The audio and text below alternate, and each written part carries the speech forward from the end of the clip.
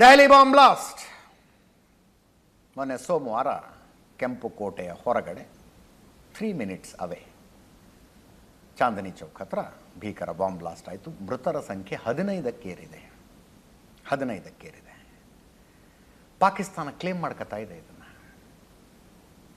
ಈ ಪಾಕ್ ಆಕ್ಯುಪೈಡ್ ಕಾಶ್ಮೀರದ ಮಾಜಿ ಪ್ರಧಾನಿ ಹೆಂಗೆ ಮಾಡಿದ್ವಿ ನೋಡಿ ಭಾರತದಲ್ಲಿ ಅಂತ ಹೇಳ್ತಾ ಇರೋದು. ಮಾಜಿ ಪ್ರಧಾನಿ 2 ದಿನಗಳ ಹಿಂದೆ ಅವಿಶ್ವಾಸ ತಂದು ಈತನನ್ನು ಅಧಿಕಾರದಿಂದ ಕೆಳಗಿಳಿಸಿದ್ರು. ಅನ್ವರ್ ಉಲ್ ಹಕ್ ಅಂತ ಹೆಸರು. ಒಂದು ಕಡೆ ಪಾಕಿಸ್ತಾನದ ರಕ್ಷಣಾ ಸಚಿವ ಅವರವರೇ ಮಾಡ್ಕೊಂಡಿದ್ದು, ನಮ್ಮಲ್ಲಿ ಕೆಲವು ಸಂಘಟನೆಗಳ ಸಹಾಯ ಇದ್ರೂ ಇರಬಹುದು ಅಂತ ಮಾತಾಡ್ತಾರೆ. ಪಾಕ್ ಆಕ್ಯುಪೈಡ್ ಕಾಶ್ಮೀರದ ಉಪಪ್ರಧಾನಿ ಹೆಂಗೆ ಮಾಡಿದ್ವಿ ನೋಡಿ ಇಂಡಿಯಾದಲ್ಲಿ ಹೋಗಿ ಅಂತ. ಘುಸ್ಕೆ ಮಾರ ಅಂತಾರೆ ಅನ್ವರ್ ಉಲ್ ಹಕ್. ನಮ್ಮ ಕಡೆ ಇದನ್ನು ಶಿಖಂಡಿ ಯುದ್ಧ ಅಂತ ಕರೆಯೋದು. ಶಿಖಂಡಿ ಇದೇ ಶಬ್ದ ಬಳಸೋದು ನಮ್ಮ ಕಡೆ ಇದಕ್ಕೆ. ಕಾರ್ನಲ್ಲಿ ಬಾಂಬ್ ಜೋಡಿಸ್ಕೊಂಡು ಬಂದು ನಿಷ್ಪಾಪಿ ನಾಗರಿಕರು ಓಡಾಡುವಲ್ಲಿ ಬ್ಲಾಸ್ಟ್ ಮಾಡೋದನ್ನು ಇನ್ನೇನಂತಾರೆ, ಘುಸ್ಕೆ ಮಾರ. ಅಂದರೆ ಇದೇ ಶೌರ್ಯ ಅಂತ ಅವ್ರ ಪ್ರಕಾರ. ಅದೇ ಶೌರ್ಯ. ತಮ್ಮ ಪಾಡಿಗೆ ತಾವು ಬರ್ಡೇನೋ ವೆಡ್ಡಿಂಗ್ ಆ್ಯನಿವರ್ಸರಿನೋ ಮಾಡಿಕೊಳ್ಳೋದಕ್ಕೆ ಪಹಲ್ಗಾಮ್ನಲ್ಲಿ ಹೋಗಿ ಹೆಂಡತಿ ಮಕ್ಕಳ ಸಮೇತ ಆಟ ಆಡ್ಕೊಂಡಿದ್ದಂಥವ್ರನ್ನ ಧರ್ಮ ಕೇಳಿ ಹೊಡೆಯುವುದನ್ನು ಅವರು ಹೆಮ್ಮೆಯಿಂದ ಮೀಸೆ ತಿರ್ಕೊಂಡು ನಾವು ಮಾಡಿದ್ವಿ ಅಂತಾರೆ. ಹೆಮ್ಮೆಯಿಂದ. ಅವ್ರ ಪ್ರಕಾರ ಅದೇ ಪೌರುಷ, ಅದೇ ವೀರತ್ವ.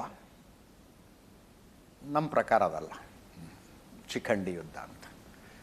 ಇದರ ಅಪ್ಡೇಟ್ಗಳ ಬೆಚ್ಚಿ ಬೀಳೋ ಹಂಗಿದ್ದಾವೆ. ಡಾಕ್ಟರ್ ಉಮರ್ ನಬಿ ಅಲಿಯಾಸ್ ಉಮರ್ ಮೊಹಮ್ಮದ್ ಈ ಬ್ಲಾಸ್ಟ್ ಆದ 2ನೇ ದಿವಸಕ್ಕೆ ನಾನೇ ಹೇಳಿದ್ದೆ ಅದನ್ನು. Looks like a panic attack ಅಂತ. ಅಂದರೆ ಅಲ್ಲಿ ಇದ್ದಂಥ 2900 kg ಅಮೋನಿಯಂ ನೈಟ್ರೇಟ್ ಪೈಕಿ ಒಂದಷ್ಟನ್ನು ಕಾರ್ನಲ್ಲಿ ಇಡಲಾಗಿತ್ತು. ಆ 2900 kg ರೇಡಾಗಿ ಸಿಕ್ಕಾಕೊಂತು ಅಂದಾಗ ದಾರಿ ಕಾಣದೆ ಈತ ಕಾರ್ ತಗೊಂಡು ಎದ್ದುಬಿಟ್ಟ. ಕಾರ್ ತಗೊಂಡು ಎದ್ದು ಕೆಂಪುಕೋಟೆ ಹತ್ರ ಪಾರ್ಕಿಂಗ್ನಲ್ಲಿ ಪಾರ್ಕ್ ಮಾಡಿ ಹೋಗಿ ನಮಾಜ್ ಮಾಡಿ ಅದು ಯಾರನ್ನ ಭೇಟಿಯಾಗಿ ಬಂದು ಇನ್ನೆಲ್ಲೋ ಕಾರ್ ತಗೊಂಡು ಹೋಗ್ತಿರುವಾಗ ಸಿಗ್ನಲ್ನಲ್ಲಿ ಅದು ಬ್ಲಾಸ್ಟ್ ಆಗಿಬಿಡ್ತು ಅಚಾನಕ್ಕಾಗಿ. It may not be a proper bomb also ಅಂತ ನಾನೇ ಹೇಳಿದ್ದೆ. IED ಆಗಿ ಅದನ್ನಿನ್ನೂ ಪರಿವರ್ತಿಸಿರಲಿಲ್ವೇನೋ ಅನ್ನುವ ಸಂಶಯ ಇತ್ತು. ಹೀಟಿಗೆ ಬ್ಲಾಸ್ಟ್ ಆಗಿರ್ಬೋದು ಅದು ಅಂತ, ಕಾರಿನ ಹೀಟಿಗೂ ಅಕ್ಕಪಕ್ಕದ ವಾಹನಗಳ ಹಂಗೆ ಬ್ಲಾಸ್ಟ್ ಆಗಿರ್ಬೋದು. No, it is a planned attack, ಫಿದಾಯಿನ್ ಅಟ್ಯಾಕೇ ಇದು. ಈತ ಫರೀದಾಬಾದ್ನಿಂದ ಹೊರಟು ಡೆಲ್ಲಿ ಎಂಟರ್ ಆಗಿ ಕೆಂಪುಕೋಟೆ ಹತ್ರ ಅದೊಂದು ಮಸೀದಿಯ ಪಾರ್ಕಿಂಗ್ನಲ್ಲಿ ಗಾಡಿ ನಿಲ್ಲಿಸಿ, ಸುನೇರಿ ಮಸೀದಿಯ ಪಾರ್ಕಿಂಗ್ನಲ್ಲಿ ಗಾಡಿ ನಿಲ್ಲಿಸಿ ಹೋಗಿ ನಮಾಜ್ ಮಾಡಿ ವಾಪಸ್ ಬಂದು ಗಾಡೀಲಿ ಕೂತ್ಕೊಂಡವನು 3 ತಾಸು ಬಾಂಬ್ ಜೋಡಿಸಿದಾನೆ. ಇವನು ಕೂತ್ಕೊಂಡು ಬಾಂಬ್ ಜೋಡಿಸಿದಾನೆ. ನಿರಂತರವಾಗಿ ಫೋನ್ನಲ್ಲಿ ತಮ್ಮ ಹ್ಯಾಂಡ್ಲರ್ಗಳ ಜೊತೆ ಈತ ಸಂಪರ್ಕದಲ್ಲಿದ್ದ. ಜೈಷೆ ಮೊಹಮ್ಮದ್ನ ಟೆರರಿಸ್ಟ್ಗಳ ಜೊತೆಗೆ ಈತ ಕಾಂಟ್ಯಾಕ್ಟ್ನಲ್ಲಿದ್ದ. ಅಲ್ಲೇ ಬ್ಲಾಸ್ಟ್ ಮಾಡುವ ಪ್ಲಾನು ಇತ್ತು ಇವನಿಗೆ. ಸುನೇರಿ ಮಸೀದಿಯ ಪಾರ್ಕಿಂಗ್ನಲ್ಲೇ. ಸುನೇರಿ ಮಸೀದಿಯ ಪಾರ್ಕಿಂಗು ಕೆಂಪುಕೋಟೆ ನೋಡೋದಕ್ಕೆ ಬಂದ ವಿಸಿಟರ್ಗಳ ಟೂರಿಸ್ಟ್ಗಳ ಪಾರ್ಕಿಂಗು ಎರಡೂ ಒಂದೇ. ಅದು ಸೋಮವಾರ ರೆಡ್ ಫೋರ್ಟ್ ಬಂದಿರುತ್ತೆ,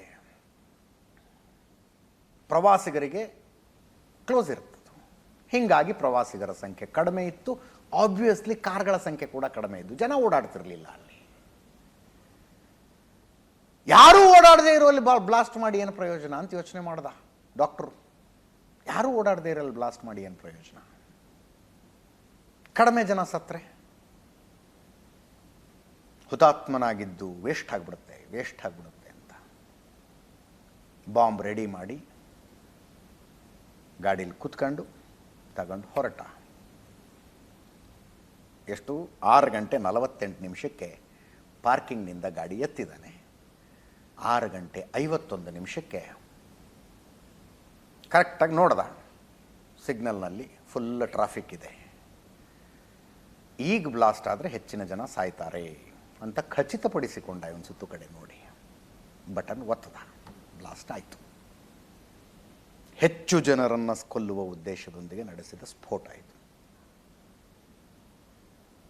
ಡಾಕ್ಟರ್ ಉಮರ್ MBBSನಲ್ಲಿ ಹೆಂಗಿದ್ನು, ಎಷ್ಟು ಮಾರ್ಕ್ಸ್ ತಗೊಂಡಿದ್ನು, MD ಹೆಂಗೆ ಮಾಡಿದ್ನು, we don't have all those details. NIA ಮೂಲಗಳ ಪ್ರಕಾರ ಬರ್ತಾ ಇರುವ ವರದಿಗಳನ್ನು ನೋಡಿದ್ರೆ ಬಾಂಬ್ ಮಾಡೋದರಲ್ಲಿ ಎಕ್ಸ್ಪರ್ಟ್ ಆಗಿದ್ದ ಇವನು. ಬಾಂಬ್ ಮಾಡೋದರಲ್ಲಿ ಎಕ್ಸ್ಪರ್ಟ್ ಆಗಿದ್ದ. ಕೇವಲ ಭಯೋತ್ಪಾದನೆ ಮಾಡಬೇಕು ಅನ್ನೋದೊಂದೇ ಅಲ್ಲ, ತನ್ನನ್ನು ತಾನು ಸ್ಫೋಟಿಸಿಕೊಂಡು ಉಳಿದವ್ರನ್ನ ಕೊಲ್ಲಬೇಕು ಅನ್ನೋ ವಿಷಯದಲ್ಲೂ ಇವನಿಗೆ ತುಂಬ ಸ್ಪಷ್ಟತೆ ಇತ್ತು. ವಿಡಿಯೋ ಮಾಡಿಟ್ಟಿದ್ದ ಇವನು. ನೋಡಿದಿರಿ ನೆನ್ನೆ ವಿಡಿಯೋನ, ತೋರಿಸ್ತೀನಿ ಇನ್ನೊಂದ್ಸಲ. ವಿಡಿಯೋ ಮಾಡಿಟ್ಟಿದ್ದ. ಅಲ್-ಫಲಾ ಯೂನಿವರ್ಸಿಟಿಯ ಬ್ಲಾಕ್ ನಂಬರ್ 17ನ ರೂಮ್ ನಂಬರ್ 13ನಲ್ಲಿ ಇವನಿಗೆ ಕೊಡಲಾಗಿದ್ದ ರೂಮ್ನಲ್ಲೇ ಕೂತ್ಕೊಂಡು ವಿಡಿಯೋ ಮಾಡಿದ್ದ. ಇನ್ನಿಬ್ಬರು ಅದನ್ನು ರೆಕಾರ್ಡ್ ಮಾಡಿದ್ರು. ಡಾಕ್ಟರ್ ಉಮರ್ ನಬಿಗೆ ತಾನು ಏನು ಮಾಡ್ತಾ ಇದ್ದೀನಿ ಅನ್ನೋದು ಭಾಳ ಕ್ಲಾರಿಟಿ ಇದೆ. ಇಲ್ಲಿ ಉಳಿದವ್ರು ಹೇಳೋದೇ ಅವನು ತಪ್ಪು ತಿಳ್ಕೊಂಬಿಟ್ಟಿದ್ದ, ಅವನು ದಾರಿ ತಪ್ಪಿಬಿಟ್ಟಿದ್ದ, ಅವನು ತಪ್ಪಾಗಿ ಅರ್ಥೈಸಿಕೊಂಡಿದ್ದ. ಕರೆಕ್ಟಾಗಿ ಅರ್ಥ ಮಾಡ್ಕೊಂಡಿದ್ನೋ ತಪ್ಪಾಗಿ ಅರ್ಥ ಮಾಡ್ಕೊಂಡಿದ್ನೋ ಕಟ್ಕೊಂಡು ಏನಾಗಬೇಕಾಗಿದೆ ರೀ? ಅಮಾಯಕರು ಸತ್ತೋಗ್ತಾರೆ ಅಂತ ಅಷ್ಟೇ. ಅಮಾಯಕರು ಸತ್ತೋಗ್ತಾರೆ. ಇವನು ತಪ್ಪೇ ತಿಳ್ಕೊಂಡಿದ್ದ ಅನ್ಕೊಂಡ್ರು, ಯಾವನೂ ತಪ್ಪು ತಿಳ್ಕೊಂಡಿದ್ದಕ್ಕೆ ಇನ್ಯಾರೋ ಅಮಾಯಕರು ಯಾಕೆ ಸಾಯ್ಬೇಕು? ದ್ಯಾಟ್ ಈಸ್ ದ ಕನ್ಸರ್ನ್ ಅಷ್ಟೇ. ಇನ್ನೊಂದು ಕಡೆ ಅಲ್-ಫಲಾ ಯೂನಿವರ್ಸಿಟಿಯ ಈ ಡಾಕ್ಟರ್ಗಳೆಲ್ಲ ದಕ್ಷಿಣ ಕಾಶ್ಮೀರದಲ್ಲಿ ಮೀಟಿಂಗ್ ಮಾಡಿದ್ರು. ಆ ಮೀಟಿಂಗು ಮೌಲ್ವಿಯ ನೇತೃತ್ವದಲ್ಲಿ ನಡೆದಿತ್ತು. ಫಸ್ಟ್ ಏನು ಅರೆಸ್ಟ್ ಆದ್ನಲ್ಲ ಇರ್ಫಾನ್, ಅವನ ನೇತೃತ್ವದಲ್ಲೇ ಮೀಟಿಂಗ್ ಆಗಿತ್ತು. ಒಂದೊಂದೇ ಸತ್ಯಗಳು ಹೊರಗೆ ಬರ್ತಾ ಇದ್ದಾವೆ. 4 ಜನ ಡಾಕ್ಟರ್ಗಳು ಅಲ್ಲಿ ಮೀಟಿಂಗ್ ಮಾಡಿ ಅಂತಿಮ ಆದೇಶವನ್ನು ಅವನಿಂದ ಪಡೆದಿದ್ರು. ಪಾಕಿಸ್ತಾನದ ಜೊತೆ ಇವರು ಮಾತಾಡಿದ್ರು ಅಂತ, ಜೈಷ್ ಎ ಮೊಹಮ್ಮದ್ನವ್ರ ಜೊತೆಗೆ ಮಾತಾಡಿದ್ರು. ಶೋಪಿಯಾನ್ನವನು ಇರ್ಫಾನ್. ಇವರ ಐಡಿಯಾ ಇದ್ದದ್ದೇ ಇಲ್ಲಿ ತನಕ ಯಾರ ಮೇಲೆ ಒಂದೂ ಕೇಸ್ ಇಲ್ವೋ ಅಂಥವ್ರನ್ನೇ ಟೆರರಿಸ್ಟ್ ಮಾಡಬೇಕು ಅಂತ. ಮುಂಚೆ ಎಲ್ಲೋ ಸಂಶಯದ ಮೇಲೆ ವಿಚಾರಣೆ ಆಗಿದೆ, ಅಲ್ಲಿ ಕಾಣಿಸ್ಕೊಂಡಿದ್ದ ಇಲ್ಲಿ ಕಾಣಿಸ್ಕೊಂಡಿದ್ದ ಅಂಥವರೆಲ್ಲ ಕ್ಲೀನಾಗಿರ್ಬೇಕು, ಬ್ಯಾಕ್ಗ್ರೌಂಡ್ ಕ್ಲೀನಾಗಿರ್ಬೇಕು, ಡೌಟ್ ಬರೋ ಹಂಗಿರಬಾರ್ದು. ಅಂಥವರನ್ನೇ ಟೆರರಿಸ್ಟ್ ಮಾಡುವ ಉದ್ದೇಶ ಇತ್ತು. ನೋಡಿ, ಟರ್ಕಿಗೆ ಹೋಗಿ ಬಂದ್ರಿ ಇವರು. ಯಾರಿಗಾರು ಡೌಟ್ ಬರುತ್ತಾ? ವೈಟ್ ಡಾಕ್ಟರ್ಗಳು ಹೋಗ್ತಾ ಇದ್ದಾರಪ್ಪ ಟರ್ಕಿಗೆ ಅಂತ. ಇವರು ಫ್ಲೈಟ್ ಹತ್ತಿದ್ರೆ ಸಪ್ರೇಟಾಗಿ ಮೆನ್ಷನ್ ಮಾಡಿಸ್ಕೊತಾರಲ್ಲ, ಡಾಕ್ಟರ್ ಯಾರು ಇದ್ರೆ ಮೆನ್ಷನ್ ಮಾಡಿ ಅಂತ. ಸ್ಪೆಷಲ್ ಟ್ರೀಟ್ಮೆಂಟ್ ಇವ್ರಿಗೆ ಇರುತ್ತೆ, ಡಾಕ್ಟರ್ಗಳಿಗೆ ಇರಬಾರ್ದು ಅಂತ ಹೇಳ್ತಿಲ್ಲ, ಅದ್ರ ಉದ್ದೇಶ ಬೇರೆ. ವಿಮಾನ ಆಕಾಶದಲ್ಲಿದ್ದಾಗ ಯಾರಿಗಾರ ಆರೋಗ್ಯದಲ್ಲಿ ಹೆಚ್ಚು ಕಡಿಮೆ ಆದರೆ ಆ ಡಾಕ್ಟರ್ಗಳ ಸಹಾಯಕ್ಕೆ ಬರ್ತಾರೆ ಅಂತ. ಇವ್ರನ್ನ ಆ ಸ್ಪೆಷಲ್ ಟ್ರೀಟ್ಮೆಂಟ್ನೊಂದಿಗೆ ಕರ್ಕೊಂಡೋಗಿದ್ರು ಏನು ವಿಮಾನಯಾನ ಕಂಪನಿಯವರು. ಆ ಅಲ್-ಫಲಾ ಯೂನಿವರ್ಸಿಟಿ ಇತ್ತಲ್ಲ, ಸ್ಟೇಟ್ಮೆಂಟ್ ರಿಲೀಸ್ ಮಾಡಿದರು, ಇದಕ್ಕೂ ನಮಗೂ ಸಂಬಂಧ ಇಲ್ಲ, ನಾವು ಪ್ರೊಫೆಷ್ನಲ್ ಆಗಿ ನಡೆಸ್ತಾ ಇರೋರು. ಅದರ ಅಧ್ಯಕ್ಷ ಜವಾದ್ ಸಿದ್ದಿಕಿಯನ್ನ ಇಡಿ ಅವರು ಅರೆಸ್ಟ್ ಮಾಡಿದ್ದಾರೆ. ಈ ಅರೆಸ್ಟು ನೇರವಾಗಿ ಬಾಂಬ್ ಬ್ಲಾಸ್ಟಿಗೆ ಸಂಬಂಧಿಸಿದ್ದ? We don't have a clarity. ಹಣದ ಅಕ್ರಮ ವರ್ಗಾವಣೆಗೆ ಸಂಬಂಧಿಸಿದಂತೆ ವಶಕ್ಕೆ ಪಡೆಯಲಾಗಿದೆ ಅನ್ನೋದು ಖಚಿತ. ನಿನ್ನೆ ಅಲ್-ಫಲಾ ಗ್ರೂಪ್ಗೆ ಸೇರಿದ್ದ 25 ಜಾಗಗಳ ಮೇಲೆ ಇಡಿ ದಾಳಿ ಮಾಡಿತ್ತು. ಕೋಟ್ಯಾಂತರ ರೂಪಾಯಿ ಟ್ರಸ್ಟ್ಗೆ ಸೇರಿದ ದುಡ್ಡನ್ನು ಫ್ಯಾಮಿಲಿ ಅಕೌಂಟ್ಗಳಿಗೆ ವರ್ಗಾವಣೆ ಮಾಡಿಕೊಂಡಿದ್ದು ಸಿಕ್ಕಿಬಿದ್ದಿತ್ತು. 2018ರಿಂದ 2025 ತನಕ 415 ಕೋಟಿ ರೂಪಾಯಿಗಳ ಅವ್ಯವಹಾರ ನಡೆದಿರಬಹುದು ಅಂತ ಒಂದು ಅಂದಾಜು ಸಿಗ್ತಾ ಇದೆ. 415 ಕೋಟಿ. ಈತನನ್ನು ಅರೆಸ್ಟ್ ಮಾಡಿ ನ್ಯಾಯಾಲಯದ ಮುಂದೆ ಇಡಿ ಅವರು ಪ್ರೊಡ್ಯೂಸ್ ಮಾಡಿದ್ರು. ಕೋರ್ಟು 13 ದಿನಗಳ ಕಾಲ ಇಡಿ ಕಸ್ಟಡಿಗೆ ಈತನನ್ನು ಕೊಟ್ಟಿದೆ. ಅಲ್-ಫಲಾ ಗ್ರೂಪ್ನ ಅಧ್ಯಕ್ಷ. ಇನ್ನೊಂದು ಕಡೆ ಇದ್ರ ಮಧ್ಯದಲ್ಲಿ ಅದನ್ನು ಮರ್ತೇ ಬಿಟ್ಟಿದ್ದೀವಿ ನಾವು. ಒಂದೇ ದಿವಸ 2 ಟೆರರ್ ಮಾಡ್ಯೂಲ್ಗಳ ಅರೆಸ್ಟ್ ಆಗಿದ್ದು. ಒಂದು ಇದು, ಇನ್ನೊಂದು ಇದಕ್ಕಿಂತ ಖತರ್ನಾಕ್. ಅದು ಈ ಹರಳೆಣ್ಣೆಯಿಂದ ರೈಸಿನ್ ಅನ್ನುವಂಥ ವಿಷವನ್ನು ತೆಗೆದು ಅದನ್ನು ದೇವಸ್ಥಾನದ ಪ್ರಸಾದಗಳಿಗೆ ಮಿಕ್ಸ್ ಮಾಡಿ ಮಾರಣ ಹೋಮ ಮಾಡುವ ಪ್ಲ್ಯಾನ್ ಮಾಡಿದ್ದ ಡಾಕ್ಟರ್ ಮೊಯ್ಯುದ್ದೀನ್. ಈ ವಿಷಯ ಮರ್ತಾ ಬಿಟ್ಟಿದ್ದಾರೆ ಎಲ್ಲರೂ. ಗುಜರಾತ್ನಲ್ಲಿ ಈತ ಅರೆಸ್ಟ್ ಆದ. MBBS ಮಾಡೋದಕ್ಕೆ ಚೀನಾಕ್ಕೆ ಹೋಗಿದ್ನಂತ ಇವನು. ಅದೇನು ಕಲ್ತು ಬಂದನೋ ಏನೋ. ಇವನ ಜೊತೆಗೆ ಇನ್ನಿಬ್ಬರನ್ನ ಅರೆಸ್ಟ್ ಮಾಡಿದ್ರು. ಅದನ್ನೇ ಯಾಕೆ ಆರಿಸ್ಕೊಂಡ್ರು ಅಂದರೆ ಆ ರೈಸಿನ್ಗೆ ಬಣ್ಣ ರುಚಿ ಇರೋದಿಲ್ವಂತೆ. ಆ ಕಾರಣಕ್ಕಾಗಿ ಗೊತ್ತೇ ಆಗೋದಿಲ್ವಂಥದ್ದು. ಇರಲಿ, ಆ ವಿಷಯಕ್ಕೆ ಹೋಗೋದು ಬೇಡ ಈಗ. ಅದನ್ನು ಮಾಡೋದಕ್ಕೆ ಈತ ತಯಾರಿ ಮಾಡಿದ್ದ. NIAದವರು ವಿಚಾರಣೆ ನಡೆಸಿ ಏನೇನು ಬಾಯಿ ಬಿಡಿಸ್ಬೇಕು ಬಿಡಿಸಿ ಈತನನ್ನು ಜೈಲಿಗೆ ಬಿಟ್ಟು ಬಂದರು. ಜೈಲಿಗೆ ಹೋಗ್ತಾ ಇದ್ದಂತೆ ಒಳಗಿದ್ದವರು ಬಡ್ದಿದ್ದಾರೆ, ಅವನ್ನ ಬಡ್ದಿದ್ದಾರೆ. ಎಷ್ಟು ಅಂದರೆ ಕರ್ಕೊಂಬಂದು ಹೊರಗಡೆ ಮತ್ತೆ ಹಾಸ್ಪಿಟ್ಲಿಗೆ ಅಡ್ಮಿಟ್ ಮಾಡುವಷ್ಟು. ಸಬರಮತಿ ಜೈಲಿಗೆ ಬಿಟ್ಟು ಬಂದಿದ್ದಾರೆ. ಗುಜರಾತ್ನಲ್ಲಿ ಈತ ಅರೆಸ್ಟ್ ಆಗಿತ್ತು. ಅಲ್ಲಿ ಜೈಲಿನೊಳಗಿದ್ದ ಕೈದಿಗಳೇ ಹೊಡೆದಿದ್ದಾರೆ. ಇದು ಆಶ್ಚರ್ಯ ಪಡುವಂಥದ್ದು ಏನಲ್ಲ.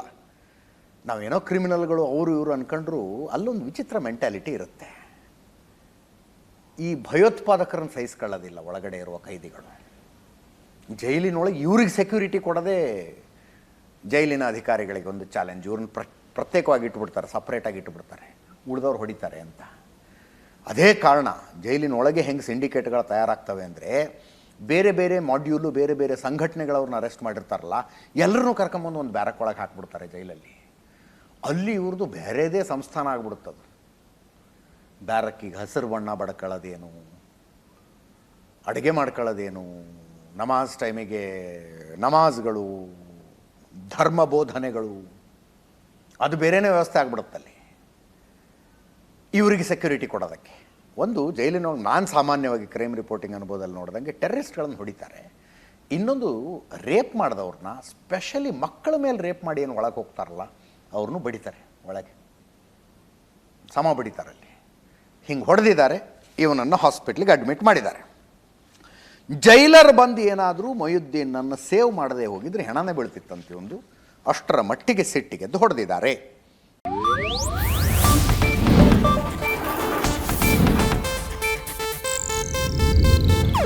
ಇದು ಏಷ್ಯಾನೆಟ್ ನ್ಯೂಸ್ ನೆಟ್ವರ್ಕ್ ಪ್ರಸ್ತುತಿ.